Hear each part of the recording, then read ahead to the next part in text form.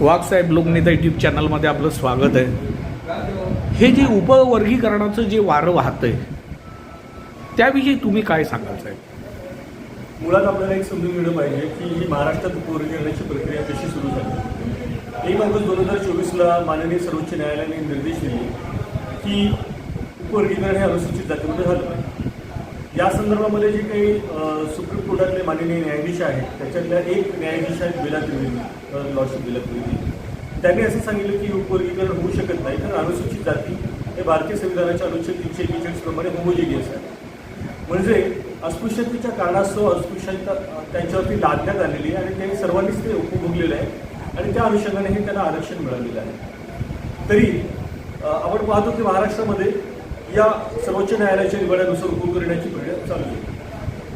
आपल्याला असेही निदर्शनास येते की बार्टीने या संदर्भात अहवाल बनवलेला होता आणि हा अहवाल बनवताना माननीय मुख्यमंत्र्यांच्या नेतृत्वाखाली ही समिती बसलेली होती। या समितीमध्ये त्यांनी सांगितलं की मातंग समाजाच्या उन्नतीसाठी अ ब कडे वर्गीकरण करण्यात यावे।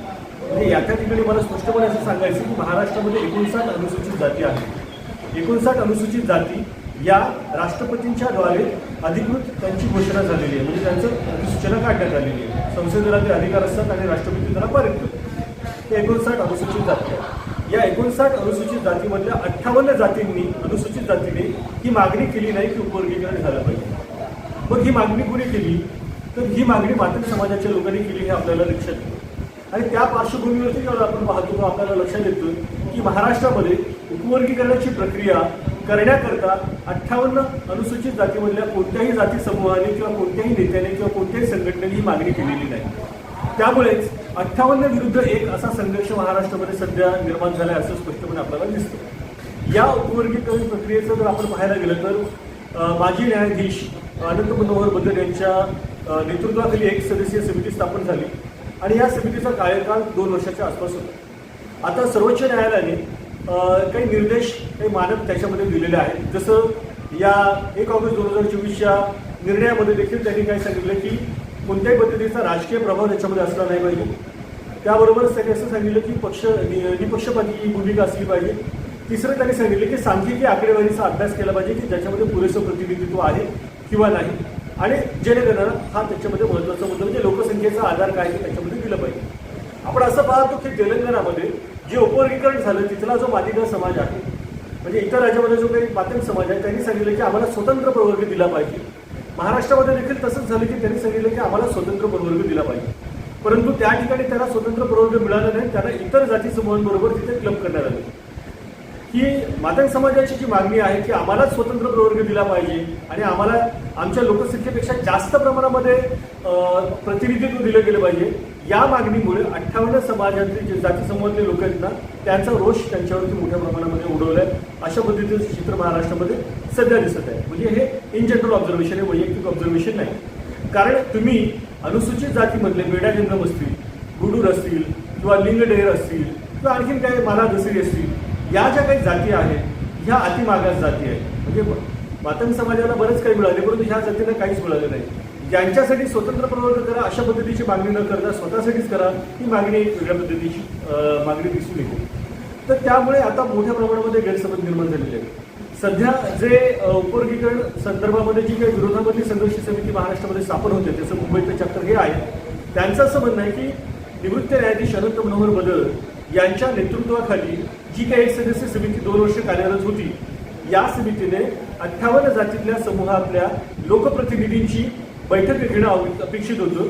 उपवर्गीकरण झालं तर ते कसं झालं पाहिजे त्यासाठी त्यांचं काय म्हणणं हे ऐकून घ्यायला पाहिजे होतं। त्या संदर्भामध्ये सांख्यिकी आकडेवारीचा देखील पर्याप्त प्रतिनिधित्वाचा त्यांनी अभ्यास करणं गरजेचं होतं। आता अनेक जण म्हणतात की मोबाईलवरती क्लिक केलं की कळतं की या ठिकाणी किती आहेत, त्या ठिकाणी किती आहेत, अ मध्ये किती, ब मध्ये किती, क मध्ये किती, तसं नाही चालत। पुरेसं प्रतिनिधित्व किती आणि जो काही अनुशेष आहे तो अनुशेष किती आहे या सगळ्या गोष्टींचा अभ्यास तुम्हाला सांख्यिकी आकडेवारी राज्य शासनाकडूनच प्राप्त करून घ्यावे ते लक्षात घ्या।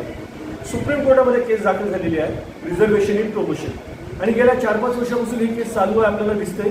10 वर्षापासून 9 वर्षापासून ही केस चालू आहे। 9 वर्षाच्या कालखंडामध्ये महाराष्ट्र शासनाने अद्यापपर्यंत अनुसूचित जाती, अनुसूचित जमाती आणि त्यांच्यातली जी काही सांख्यिकीय आकडेवारी आहे पुरेसं पर्याप्त प्रतिनिधित्व असण्याचं ज्याला क्वांटिफायबल डाटा म्हणतात सुप्रीम कोर्टाला माननीय सुप्रीम कोर्टाला दिलेलं नाही। याचा अर्थ असा होतो की महाराष्ट्र शासनाकडे अनुसूचित जाती अनुसूचित जमातींचं शासनामधल्या प्रतिनिधित्वाच्या संदर्भामधलं जी काही आकडेवारी ही उपलब्ध नाही. जर असती तर त्यांनी 9 वर्षापासून चालत असलेल्या केसमध्ये ती आकडेवारी दाखल केली असती. मग अशा वेळेला अनंत मनोहर बदल समितीपुढे त्यांच्या समोर ही आकडेवारी आली कुठून हा महत्त्वाचा प्रश्न या ठिकाणी दिसतो. दुसरा एक महत्त्वाचा जो आक्षेप या संदर्भात होतो आहे की सुप्रीम कोर्टामध्ये जे काही सांगितलेलं आहे त्या अनुषंगाने इतर राज्यांमध्ये लोकसंख्येच्या प्रमाणामध्ये त्या ठिकाणी उपवर्गीकरण करताना त्या जातीला समूहाला प्रतिनिधित्व दिलेलं आहे. म्हणजे महाराष्ट्रामध्ये 1,98,00,000 लोकांमध्ये अनुसूचित जातीमध्ये जर 1,35,00,000 जर बौद्ध आणि महार म्हणजे अनुसूचित जाती क्रमांक 37 लोक असतील तर 70 ते 80% त्यांचं प्रतिनिधित्व होतं. मग या 13% 7 ते 8% प्रतिनिधित्व त्या समाजाला मिळणं क्रमप्राप्त आहे, जे इतर राज्यांमध्ये झाले, जे तेलंगणामध्ये झाले, इतर ठिकाणी झालेले आहे. त्या प्रमाणामध्ये जर महाराष्ट्रामध्ये ते झालं नाही आणि महार समाजाचं जर प्रतिनिधित्व त्यांनी कापलं आणि ते त्यांनी अनुचित जाती क्रमांक 46ला मागितलं, चर्मकारांचं कापलं त्यांनी जर मागितलं आणि तसं जर काही प्रक्रिया झाली असेल तर लोकसंख्येच्या प्रमाणात मिळणारं प्रतिनिधित्व त्यांना नाही मिळालं तर त्यांच्यावरती अन्याय असेल. हे लक्षात घेणं गरजेचं आहे. लोकसंख्येच्या अनुपाताप्रमाणेच त्यांना प्रतिनिधित्व दिलं गेलं पाहिजे, हा महत्त्वाचा मुद्दा आहे. या गोष्टीच्या पुढे जाऊन आता काय झालेलं आहे की समाजामध्ये जो काही विद्वेष निर्माण झालेला आहे ते म्हणतात की क्रिमिलेअरला आम्ही सपोर्ट करतो आणि क्रिमिलेअर आलं तर जे काही गरिबातले अनुसूचित जातीतले लोक आहेत त्यांना मदत होईल. मूळ मुद्दा असा आहे की जे अनेक लोक आता आहेत हे 3,500 वर्षाची अस्पृश्यता भोगून या ठिकाणी समाजामध्ये त्यांना स्वातंत्र्य समता बंधुता मिळत आहे. बाबासाहेब आंबेडकरांच्या हयातीमध्ये आपण पाहतो की लोकांना एका ठिकाणी गावगाड्यावरती पाणी पिण्याचे दिलं जात नव्हतं. सार्वजनिक ठिकाणी त्यांना प्रवेश नाकारला जात होता. ही वस्तुस्थिती आपण नाकारू शकत नाही. आणि आजही आपण पाहतो की भारताचे राष्ट्रपती जेव्हा मंदिरात जातात तेव्हा गर्भगृहामध्ये त्यांना प्रवेश नाकारला जातो. का नाकारला जातो? कारण ते अनुसूचित जातीचे आहे.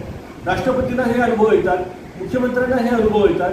याचाच अर्थ असा आहे की अस्पृश्यताच्या कारणामुळे उद्भवणारी जी काही जातीय तेढ आहे ती अद्यापपर्यंत संपलेली नाही. जर आपण अनुसूचित जाती अनुसूचित जमातीवरती अत्याचाराचं जर आकडेवारी पाहिली तर 2011 पूर्वीच्या 10 वर्षामध्ये 5 लाखाहून अधिक अनुसूचित जाती अनुसूचित जमातीच्या व्यक्तींवरती अत्याचार झाले आहेत असं नॅशनल क्राईम ब्युरो ऑफ रेकॉर्ड्सने पब्लिश केलेलं आहे. या सगळ्या पार्श्वभूमीवर आपण पाहतो की जे समाजाचे महत्त्वाचे प्रश्न आहेत त्याच्यावरती कोणतीही चर्चा न करता महत्त्वाच्या प्रश्नांवरती बगल देऊन आता उपवर्गीकरणाला बगल देऊन त्या ठिकाणी क्रिमिलेअरचा प्रश्न आलेला आहे. आतापर्यंत अनुसूचित जातीच्या लोकांना काय व्हायचं की एक जातीचा दाखला दिला, कास्ट व्हॅलिडिटी सर्टिफिकेट काढली की त्यांना सर्व सवलती मिळत होत्या.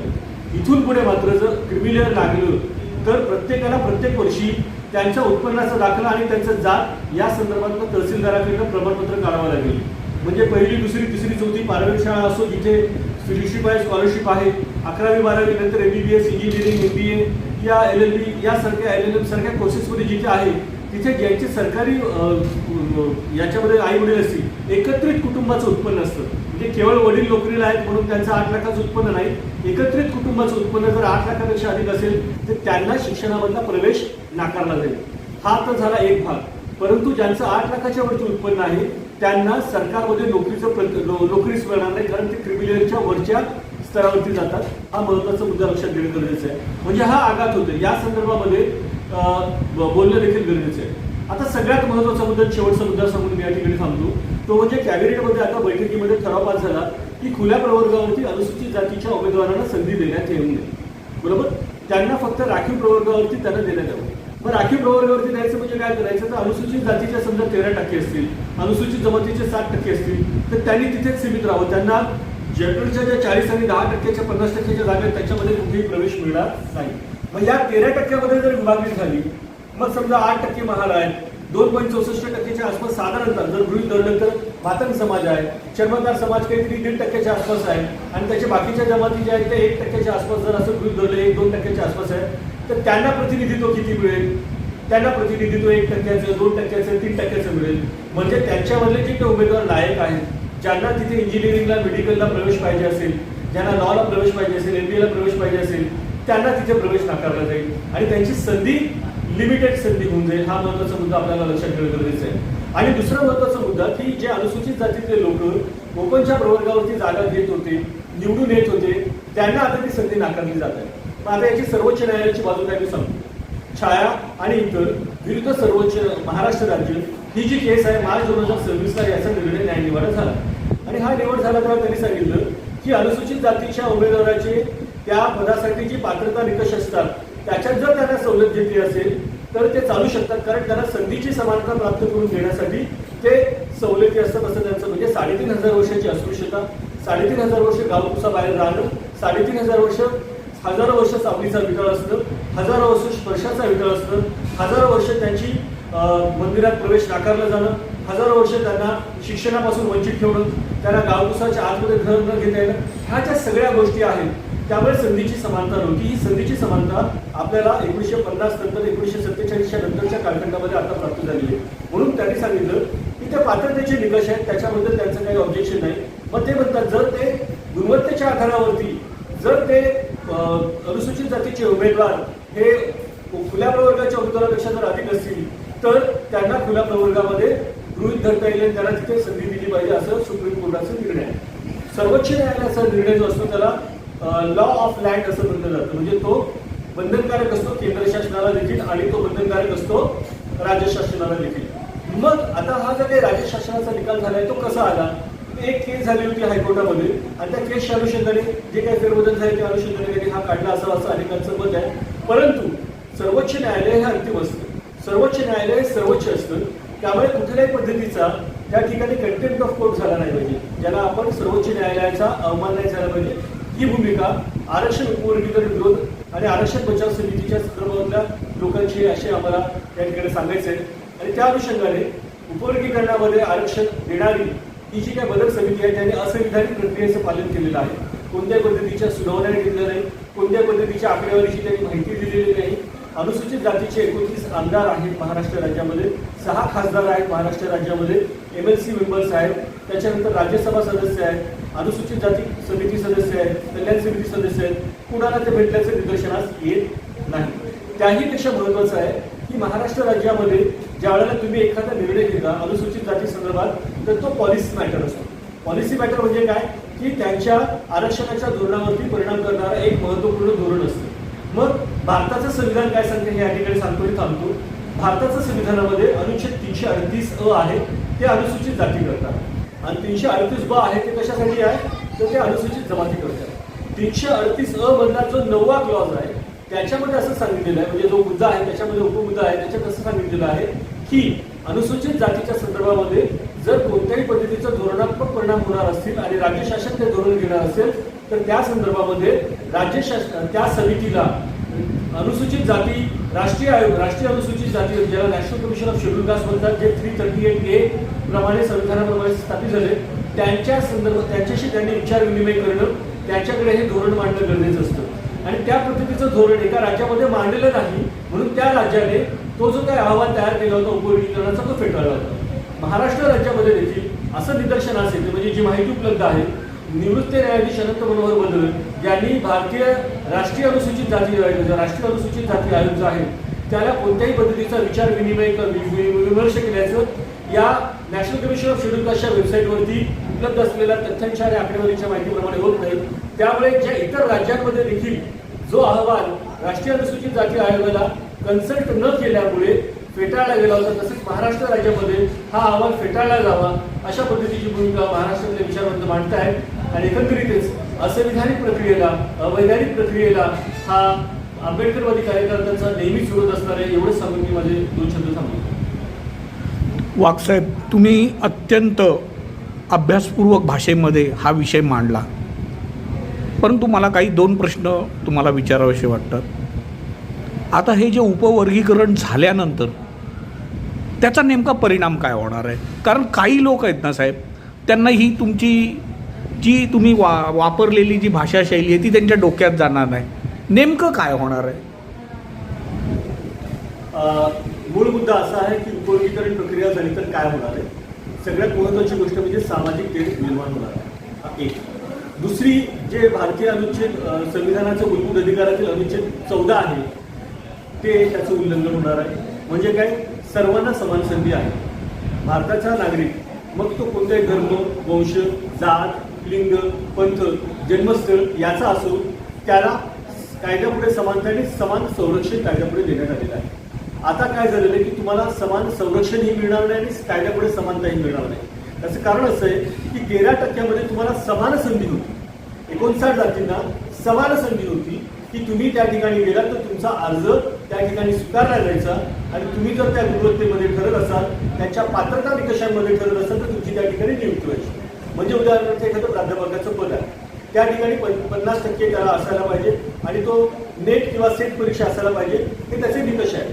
या निकषामध्ये बसत असेल तर मग या 59 जातीमधल्या कोणत्याही जातीचा व्यक्ती त्याचा मुलाखत जर सांगले तर त्याला त्या ठिकाणी संधी मिळत होती. हे महत्वाचं आहे. असं कुठेही म्हटलेलं नाही भारतीय संविधानामध्ये की फक्त याच जातीच्या लोकांना संधी देण्यात येईल. हा महत्वाचा मुद्दा आपल्याला लक्षात घेणं गरजेचं आहे की समान संधी नाकारली जाईल. दुसरा महत्वाचा मुद्दा की आता सध्याच्या परिस्थितीमध्ये काय होते की पूर्वी अनुसूचित जातीसाठी राखीव, अनुसूचित जमातीसाठी राखीव आणि किती पदं राखीव अशा पद्धतीच्या जाहिराती वर्तमानपत्रामध्ये देण्यात येत होत्या. आता सध्या काय होतंय की अनुसूचित जाती, अनुसूचित जमाती, इतर मागासवर्गीय यांच्याकरता असलेलं आरक्षण हे शासकीय नियमाप्रमाणे ठेवण्यात येईल अशा पद्धतीची ओळ छापून ते बाजूला निघून जातात आणि ते ठरवतात की त्यांना कोणाला त्या ठिकाणी घ्यायचं. म्हणजे त्यांच्या सोयीचे खुल्या प्रवर्गातले उमेदवार घेतात आणि त्यांच्या सोयीचे इतर उमेदवार घेतात. आता होणार काय की नॉट फाउंड सुटेबल हा एक महत्वाचा शब्द मी तुम्हाला या सगळं सांगू शकतो. नॉट फाउंड सुटेबल म्हणजे काय की उमेदवार जो आहे तो योग्य नाही, अयोग्य उमेदवार असं ते सांगतील. अयोग्य उमेदवार असं सांगितलं की त्यांना रिजेक्ट करण्याची खूप मोठ्या प्रमाणामध्ये संधी होती. म्हणजे समजा उद्या एखाद्या वेळेस मातंग समाजाचा व्यक्ती प्राध्यापकाच्या किंवा शिक्षकाच्या किंवा ONGC मधल्या एखाद्या पदासाठी त्या ठिकाणी गेला तर ते काय म्हणतील की हा मला मातंग समाजाचा उमेदवार या ठिकाणी प्राप्त झालेला आहे, हा एलिजिबल आहे, हा सर्व निकषांचे पालन करतो, परंतु आम्हाला याचं घ्यायचं नाही का, कारण आम्हाला क प्रवर्गामधला उमेदवार घ्यायचा आहे, त्याला पुरेसं प्रतिनिधित्व प्राप्त झालेलं नाही. म्हणजे ह्या पळवाटा हे लोक काढतील ही शक्यता मोठ्या प्रमाणामध्ये.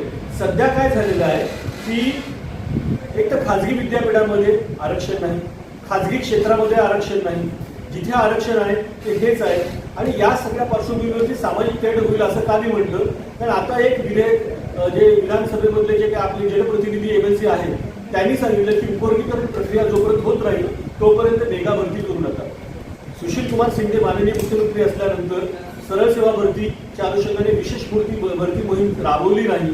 आता जर राबवत असतील सरळ सेवा भरती त्यालाही तुम्ही विरोध करतात. म्हणजे तुम्ही अनुसूचित जातीच्या विरोधामध्ये धोरण देतात. म्हणजे या 13% मध्ये जर उमेदवारामधल्या चर्मकारांना जर संधी मिळाली असती, दोघांना संधी मिळाली असती, ककयांना संधी मिळाली असती तर ती संधी तुम्ही नाकारत आहात. आणि किती जाती नाकारत आहे ते एकाच जातीचा आमदार नाकारत आहे. म्हणजे 49 जातीचे जे काही आमदार आहेत ते नाकारत नाही, MLC झालेला व्यक्ती नाकारतोय का, कारण त्यांना माहिती आहे की पहिला बिंदू प्रामुख्याने तुमच्या जातीचा असणार आहे म्हणून तुम्ही दुसऱ्यांना संधी नाकारत आहात. म्हणजे उपवर्गीकरण झालं तर इतर जातींची जी काही संधी आहे ती नाकारली जाते. तुम्ही स्वतःसाठी स्वतंत्र प्रवर्ग यासाठी मागत आहात की जो येणारा बिंदू नामवलीचा बिंदू असेल तो तुमच्या जातीसाठी दिला जावा. म्हणजे जे काही बेडा जन्म असतील, गुरुड असतील, चर्मकार असतील किंवा लिंगडेर असतील किंवा माला दसरी असतील किंवा आणखी काय असतील किंवा महार असतील यांना संधी नाकारायची आणि तुम्हालाच फक्त पाहिजे आणि तुम्हीच फक्त त्यामध्ये घेतलं पाहिजे, ही जी भूमिका असेल ही भूमिका कुठेतरी लोकांच्या मनामध्ये द्वेष निर्माण करणारी, सामाजिक तेढ निर्माण करणारी आहे. तो एक प्रश्न. आणि उपवर्गीकरण झालं तर डेफिनेटली प्रत्येक जण ज्याच्या त्याच्या कंपार्टमेंटमध्येच आहे. म्हणजे इंजिनिअरिंगला जर 13% जागा असतील तर 13% मध्ये एवढे अ, एवढे ब, एवढे क, एवढे ड. तुम्हाला अ मध्ये येता येणार नाही, तुम्हाला ब मध्ये जाता येणार नाही, तुम्हाला क मध्ये जाता येणार नाही.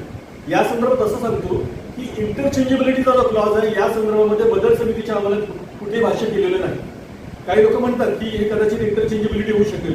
जर इंटरचेंजेबिलिटी झाली नाही, लक्षात घ्या मी काय म्हणतो, अ जर उमेदवार उपलब्ध नसेल किंवा समजा क किंवा ड मधला जर अतिमागास उमेदवार त्या ठिकाणी उपलब्ध नसेल तर ती जागा इंटरचेंजेबिलिटीने म्हणजे आदल्या बदलीने जर भरली गेली नाही, म्हणजे हा देखील धोका होऊ शकतो, तर ती जागा तशीच शिल्लक राहील आणि कदाचित ती जागा उभारल्या जाऊ शकते. आता हे मी का म्हणतोय सांगतो. UGCने आता एक सध्या नोटिफिकेशन काढल्याचं आता आपल्याला सर्वांना समाज माध्यमांवरती कळतं. त्या नोटिफिकेशनमध्ये त्यांनी काय सांगितलेलं आहे, त्याच्यामध्ये सांगितलं की एक्सेप्शनल केसेसमध्ये जर मागासवर्गीय उमेदवार उपलब्ध नसेल तर त्या ठिकाणी खुल्या प्रवर्गातल्या लोकांना नियुक्त करा. आता मागासवर्गीय उपलब्ध नसेल आणि खुल्या प्रवर्गातल्या लोकांना जर त्या ठिकाणी उपलब्ध केलं तर म्हणजे काय धोका होता तुम्हाला मी सांगतो. जर एक प्राध्यापक नियुक्त झाला तर त्याच्या 35 वर्षाच्या सेवा कालावधीमध्ये त्याला साधारणतः 4 ते 5 कोटी रुपये मिळतात. आता 10 वर्षानंतर एक वेतन आयोग येतो, त्याच्यानंतर 10 वर्षानंतर येतो. ह्या हिशोबाने पाहिलं की 3 ते 4 कोटी किंवा 5 कोटी त्याला मिळतील. मग हे 5 कोटी किंवा 3 कोटी किंवा हे 4 कोटी हे कुणाला जातील तर खुल्या प्रवर्गातल्या लोकांना जातील. जी जागा त्यांच्यासाठी राखीव नाही, ती जागा कोणासाठी राखीव होती तर ती अनुसूचित जाती करता होती, पण त्यांचा त्या प्रवर्गातला उमेदवार उपलब्ध झाला नाही म्हणून ती त्याला गेली. आता सध्या डिरिझर्वेशनच्या संदर्भामध्ये 7 वर्ष उमेदवार उपलब्ध नसल्यामुळे त्या जागेवरती खुल्या प्रवर्गातल्या लोकांना घेतलं, अशा अनेक केसेस आहेत. ते कोर्टामध्ये जाऊन त्या ठिकाणी परमनंट झालेले आहेत. त्यांनी करोडो रुपयाचा लाभ घेतलेला आहे. या संदर्भात कोणी बोलत नाही. जे डिरिझर्वेशन झालेलं आहे हे इलिगल आहे, या संदर्भात लढा होत नाही. महाराष्ट्र राज्यातल्या अनुसूचित जातीचा जो काही शेड्यूल कास्ट कंपोनेंटची प्लॅनच्या मधून हजारो कोटी 20,000 कोटीच्या आसपास जो काही निधी महाराष्ट्र शासनाच्या समाज कल्याणला आहे त्याचा पूर्ण विनियोग होत नाही. अनुसूचित जातीच्या लोकांवरती मोठ्या प्रमाणावरती अत्याचार होतो. या सगळ्या गोष्टींवरती कुठेही चर्चा होत नाही. चर्चा कशावर होते तर ती उपवर्गीकरणावर होते. चर्चा कशावर होते तर क्रिमिनल लागू नये याच्यावरती होते. चर्चा कशावरती होते तर आम्ही समर्थन करतो की खुल्या प्रवर्गावरती अनुसूचित जातीच्या लोकांना, मागासवर्गीय लोकांना घेतलं नाही पाहिजे. म्हणजे आरक्षणाच्या विरोधामध्ये भूमिका घेणं का तर का आम्हाला त्याचा फायदा हवाय, ही जर भूमिका असेल, विरोधासाठी विरोध जर करायला लोक गेले तर मला वाटतं हे आरक्षण संपुष्टात येईल. आणि बाबासाहेब आंबेडकरांनी दिलेलं आरक्षण हे समान संधी करता होतं.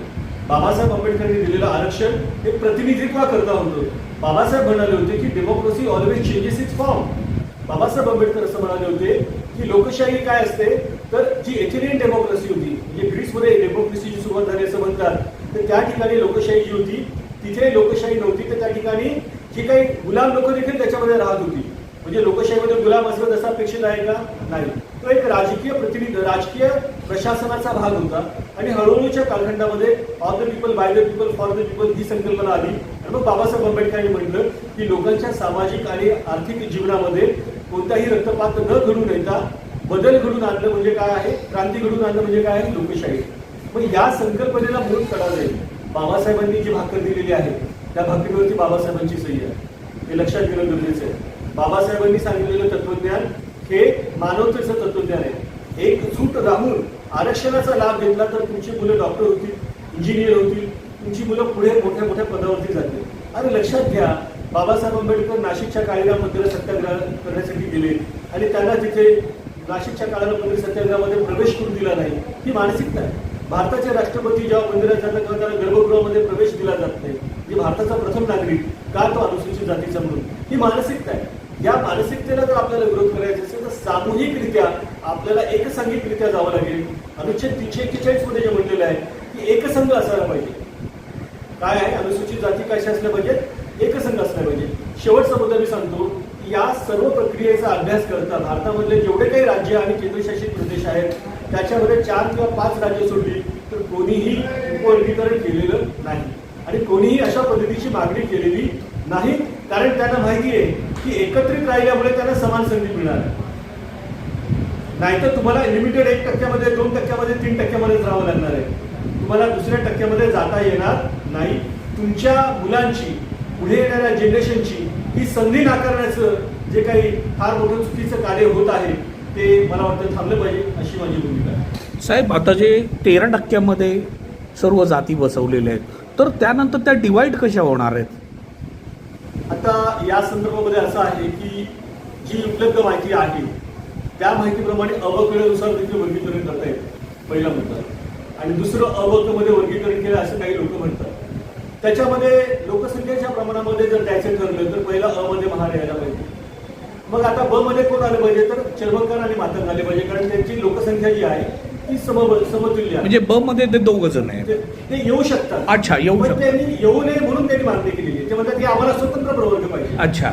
आणि मग चर्मकारांना तुम्ही इतर प्रवर्गांबरोबर बसा असं म्हणतात. असं मग त्यांचा काय तोटा होणार आहे साहेब?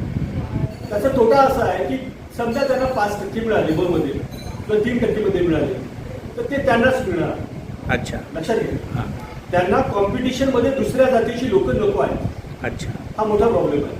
त्यांना जर कॉम्पिटिशन मध्ये, साधा प्रश्न असा आहे, काही लोकांचं असं म्हणणं आहे की अ मध्ये महार, मान, चर्मकार यांना घ्या, कारण 3 प्रमुख जाती आहेत ना, महार, मान आणि चर्मकार. म्हणजे काय, 37, 46 आणि 11 या तिघांना एकामध्ये घ्या, त्यांना 8% किंवा त्यांना 10% द्या आणि बाकीच्यांना 3% द्या. त्याच्यासाठी हे लोक तयार नाही. का तयार नाही आहेत? कारण ते त्यांच्याबरोबर कॉम्पीट करू शकतील का याची त्यांना भीती वाटते, अलिगिटी कोणाविषयी. त्यामुळे ते स्वतंत्र प्रवर्ग मागत आहेत. आणि स्वतंत्र प्रवर्ग मागितला तर त्यांना त्या 3% मध्ये त्यांचेच लोक असतील, दुसऱ्या लोकांना तिथे संधी मिळणार नाही. नाही. ही जी भूमिका आहे या भूमिकेमुळे बाकीच्या 57 जातींवरती अन्याय होणार. वाघसाहेब, आता आपण जी माहिती दिली, अतिशय चांगली माहिती दिली की उपवर्गीकरणामुळे कसं समाजामध्ये वैर लावलं जात आहे. त्यानंतर जनगणनेला आपण कशा पद्धतीने सामोरं गेलं पाहिजे, तिथे कोणत्या कोणत्याचा उल्लेख केला पाहिजे, याविषयी अतिशय सखोल अशी माहिती तुम्ही दिली. लोकनेता यूट्यूब चॅनलमध्ये त्यानिमित्त तुमचे खूप खूप आभार. धन्यवाद. नमो बुद्धाय. जय भीम. नमो बुद्धाय. जय भीम.